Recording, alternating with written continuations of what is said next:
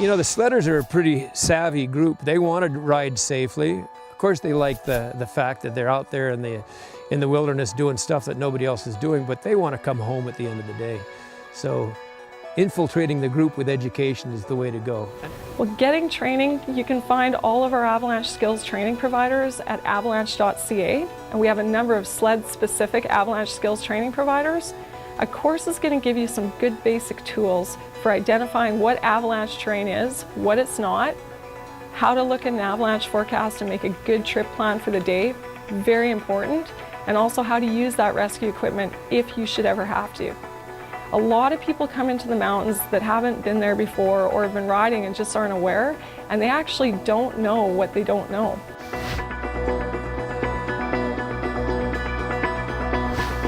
The Evaluator is an excellent resource that the Avalanche Center has developed, and what that does is encourage us to take a look at the avalanche conditions and choose terrain that's suitable for the conditions. An avalanche forecast provides you with danger ratings, avalanche problems, likelihood, spatial variability, and destructive size. We've got 5 categories, size 1 to size 5, which is what you'll read in our bulletins as far as avalanche size. So size 1, relatively harmless to people. A size 2 avalanche could bury, injure, or kill a person. A size 3 avalanche could bury and destroy a car, damage a truck, destroy a wood frame house, or break a few trees. Size 4 could destroy a railway car, large truck, several buildings, or a forest area approximately of 4 hectares. And the largest one on the North American size scale is the largest snow avalanche known to man, so that could bury a village or a forest of 40 hectares plus. The Canadian Avalanche Centre has a ton of resources, and one of them is the pre-trip planner. If you click in on avalanche.ca, trip planner, you'll find there's a Google Earth image.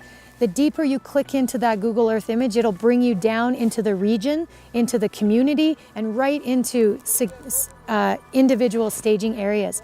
Avalanche forecasters and technicians have gone out and rated terrain and gave terrain ratings like simple, challenging, complex, colored those Google Earth images with green, blue, and black. And from home, we can start to choose terrain that gives us lots of options. Terrain that's simple and challenging has lots of options, even when our avalanche conditions are a little higher than usual.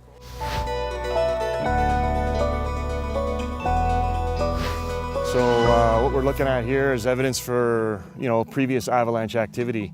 We are standing in a slide path, tail end of one, but we can also see, how powerful the avalanche came down recently with the stripping of the trees. The branches on the lower section of the trees there have been all wiped out by something that's ripped out through here, very recent. The mountain terrain continues to feed you information and is forever changing, making it critical for all riders to pay attention and know what things mean when they see them.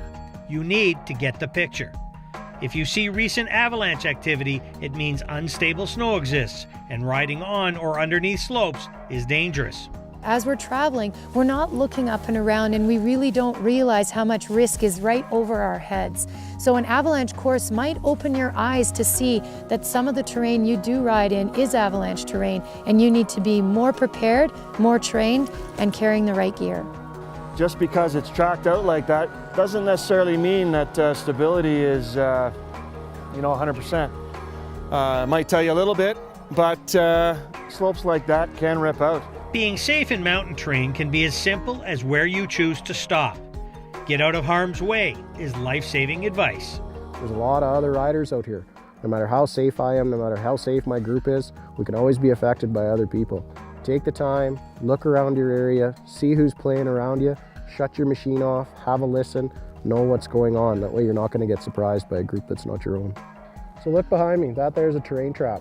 So in a terrain trap, what'll happen is you'll get pushed down into the bottom of the depression, and all the available snow, instead of moving you downhill, all the snow that's above you is going to come on top of you and pile and deeper and deeper.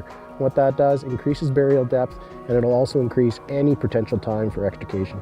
If somebody's been caught in an avalanche, we want to, if possible, we want to watch them. Time is of the essence. it's not every minute counts, it's every second counts. Supporting the need to be ready with the gear and trained to perform a rescue are the survival time estimates. The first 10 minutes is the critical rescue window to conduct a search and extrication, which gives victims almost an 80% chance of survival. Up to 15 minutes buried prior to rescue drops the chance of survival to around 40%.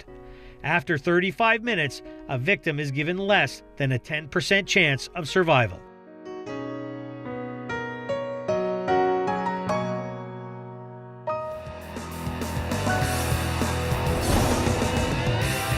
And when we hear people say that, you know, an avalanche has never happened here, it's a safe area, well, that's where it happened with the avalanche that got me.